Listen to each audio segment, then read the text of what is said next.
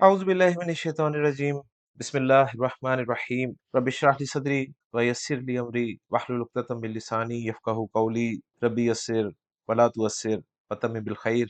आमीन या रब्बल आलमीन। अल हर्फ़ु व अनवाउहु सीरीज़ के नए लेक्चर में आपकी खिदमत में हाज़िर हूँ, और आज के लेक्चर में हम इंशाअल्लाह ताला आखिरी हुरूफ़ जारा जो हैं उनके बारे में पढ़ेंगे जी। और इंशाअल्लाह ताला आज के लेक्चर में हमारे तमाम के तमाम हुरूफ़ जारा 17 के 17 मुकम्मल हो जाएंगे इंशाअल्लाह ताला। तो आज के लेक्चर में जिन हुरूफ़ जारा के बारे में हम पढ़ेंगे वो तीन हैं जी। एक है जी हाशा, एक है खला और एक है अदा। ये तीनों हुरूफ़ जारा जो हैं, जैसा कि आप स्क्रीन पे देख रहे हैं लिखा हुआ है अल इस्तिस्ना, तो ये इस्तिस्ना के लिए इस्तेमाल होते हैं। यानी इन तीनों में से हर एक इस्तिस्ना के लिए है। और इस्तिस्ना का मतलब क्या है? इस्तिस्ना का मतलब ये है कि माँ बाद को माँ कबल की तरफ जो निस्बत है उससे निकालेंगे।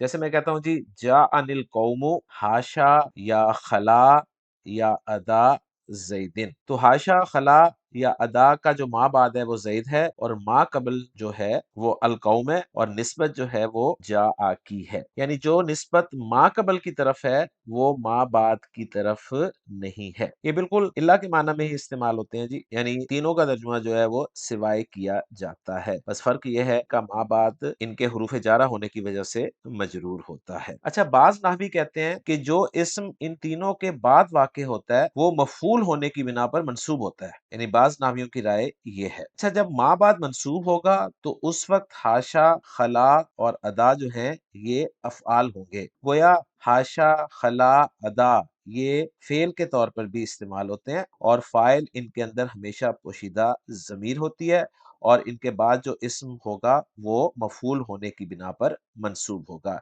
ये नाहवियों की एक राय है। बहरहाल हमारा ये टॉपिक नहीं है, हम इनको एज़ ए हरफ़े जर पढ़ रहे हैं। तो हरफ़े जर के तौर पे जब इस्तेमाल होंगे तो इनका माँ बाद जो है वो मजरूर होगा। बस इनके बारे में मज़ीद इन्फॉर्मेशन हम हासिल नहीं करेंगे। अल्हम्दुलिल्लाह आज के लेक्चर में हमने जो 17 हुरूफ़ जारा पढ़ने थे वो मुकम्मल हो गए। उम्मीद करता हूँ कि आपको हुरूफ़ जारा के बारे में इन लेक्चर्स में काफ़ी तफ़सील मिली होगी, और ये तफ़सील इंशाअल्लाह ताला आपके लिए मुफ़ीद साबित होगी। इजाज़त दीजिए। अल हर्फ़ु व अनवाउहु सीरीज़ के अगले लेक्चर में नए टॉपिक के साथ आपसे मुलाकात करूँगा। सुब्हानकल्लाहुम्मा व बिहम्दिका अशहदु अल्ला इलाहा इल्ला अंता अस्तगफिरुका व अतूबु इलैक।